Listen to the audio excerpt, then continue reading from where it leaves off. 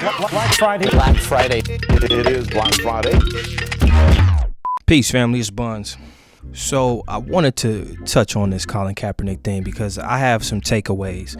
So here are my biggest takeaways from this newly revived Colin Kaepernick situation. So first off, the NFL is wrong again.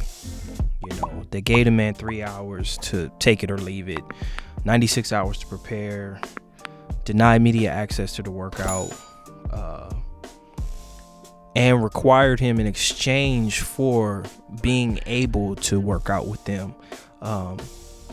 They required him to release and hold harmless every entity under the NFL umbrella from all claims caused by, arousing out of, related directly to, or indirectly from this workout. So they tried to finagle in a back door to where they could absolve themselves of any litigation in the future arising from him not getting a job from the workout, when the workout was thrusted onto him spur of the moment. He found out the same time the rest of the world found out that he was working out.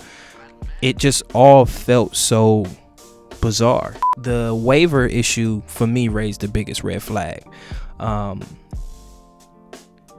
mostly because of the fact that a lot of the analysts who talk about the waiver consistently brush it under the rug like it ain't shit. Because of some issue with a liability waiver.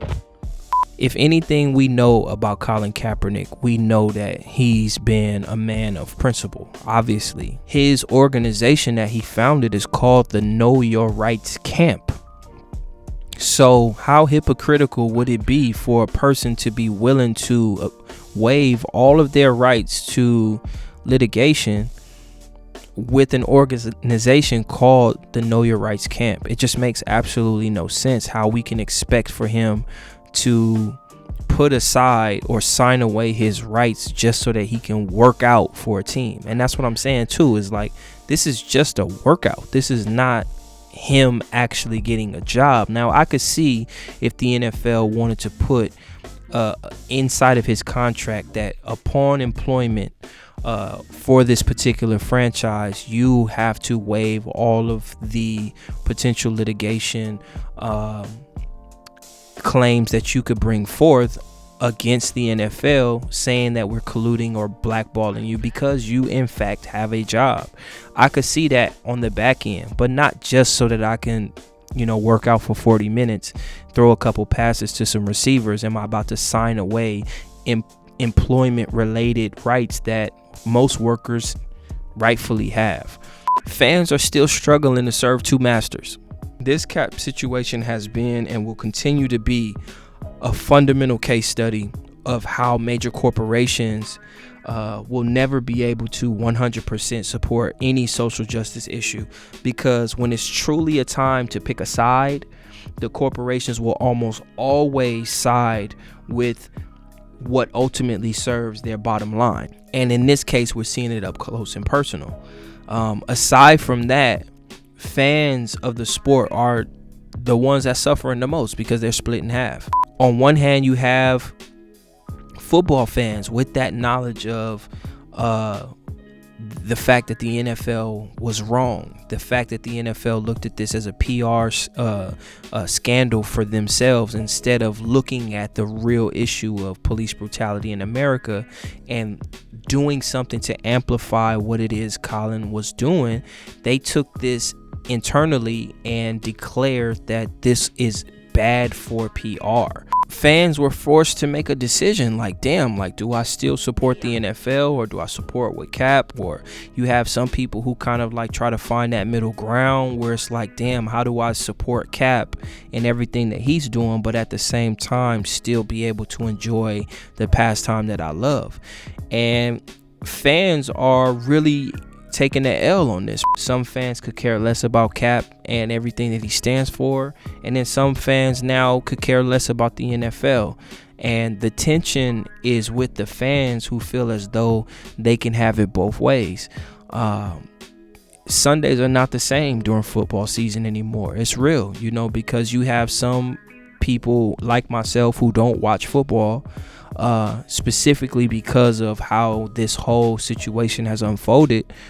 You know, you find yourself not really wanting to have football conversations with your friends, with your family, and you don't want to be the odd man out and have to feel like you have to defend your position on why you don't fuck with the NFL, because people who still do watch the NFL will always feel challenged by the fact that they're participating in a sport that has literally blackballed one of their own.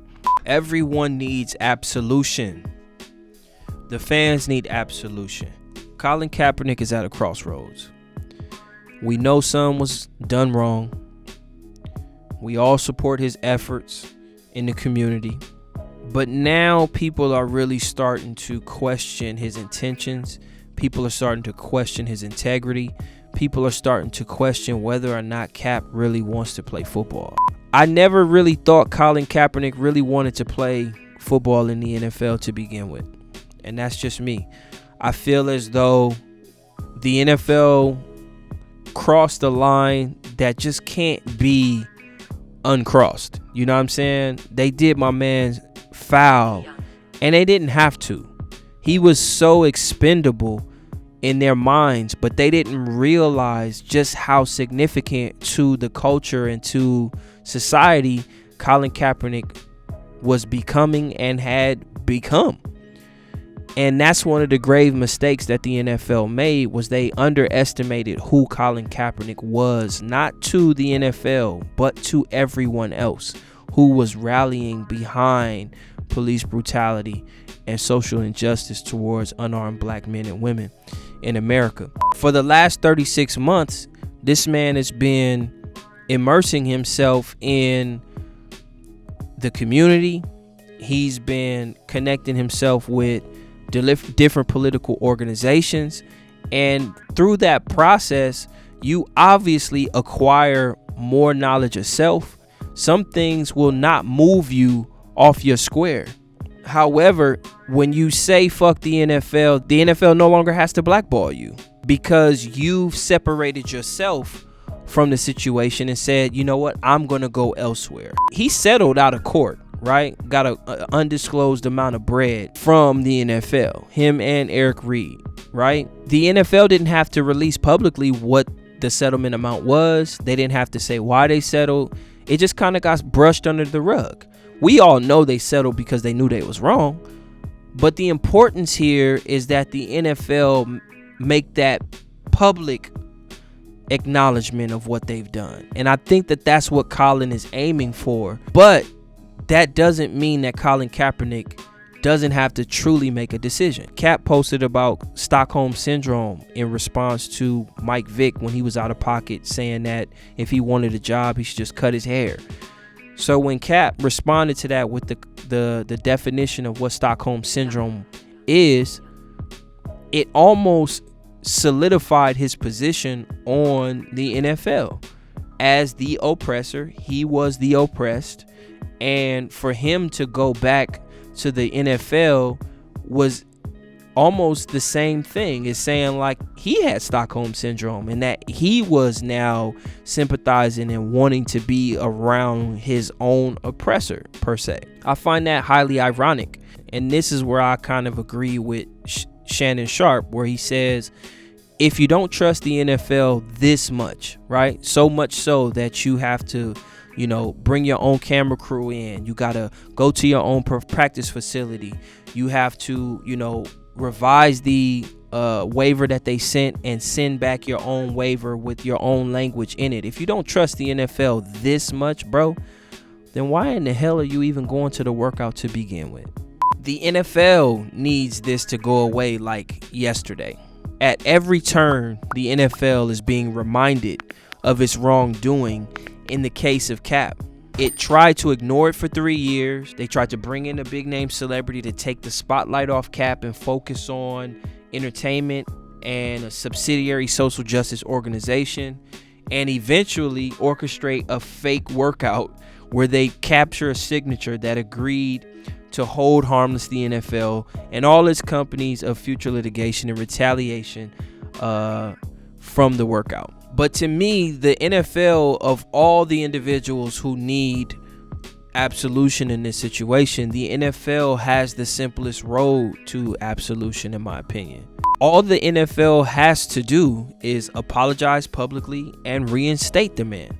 But if the rest of the owners and upper management are anything like the late Bob McNair, who compared players to prisoners when he said you can't let the prisoners or you can't let the inmates run the prison, I doubt the egos of the league will bend that far from their constituency that evidently matters most. Cap is a liability to the NFL, and he's gonna fuck up the money for the NFL if he gets up there and starts talking that political shit again. That most of the NFL's advertisers, right-wing leaning fans do not appreciate, including President Trump. The NFL is clearly political when it wants to be. It was completely political when Ray Rice was beating the shit out of his girlfriend in the elevator. All of a sudden after that, we see all of these campaigns where these professional football players are standing up against domestic violence. When Michael Sam was coming into the NFL and he was announced as the first openly gay NFL football player to be drafted, the NFL went out of its way to make provisions for Michael Sam. When the NFL introduced the national anthem into the pregame, the NFL was taking a stance on politics. It was showcasing that it was an American sport. It was patriotic. It loved its country. And these are things that people can kind of all rally behind and get behind. Nobody is saying that these political ideas have no place in football. But when it comes to Colin Kaepernick and him standing up for rights for black people or rights for people in general against, oppressive police practices, now we draw a line and say, hey, your politics have no place in my sport. And that's the hypocrisy of the NFL, is because it's choosing what political issues it's going to rally behind, and it's choosing what political issues it's going to try to silence. And Cap falls on the latter, unfortunately. Max Kellerman continues to be a rider. Stephen A. Smith took the Mike Vick approach, was all in his feelings, got to talking about how Cap was dressed, how he was wearing a Kunta Kinte shirt, and he was trying to upstage the owners and talking stuff and this and that, and who cares, bro? And so Max, not only did he reject the idea that the league was genuine in their intentions to work Cap out, he also addressed the fact, which I thought was incredibly important, that we have a problem on our hands. And that's in our willingness to just accept the basic unfairness of injustice that's playing out in front of us in exchange for an opportunity to play football. It can't be that deep. At every turn, Stephen A. Smith tries to acknowledge the wrong of the NFL in this Colin Kaepernick situation, but in the same breath asserts its irrelevance, like it only holds weight in parts of the discussion and not in others, when the wrongdoings of the NFL are the sole reason why we're talking about Colin Kaepernick in this fashion to begin with. Peace. Thank y'all for listening. Give this video a comment, a thumbs up, share it with all your friends. Let me know what you think, man. Is Colin Kaepernick wrong? Is he right? Is he going to be blackballed? Do you think he's ever going to be back in the league? Let me know your thoughts, man. Sound off in the comment section below. Like I said, it's Tommy Bunnz. It's the Black Friday podcast. I'll see y'all on the next video. Peace.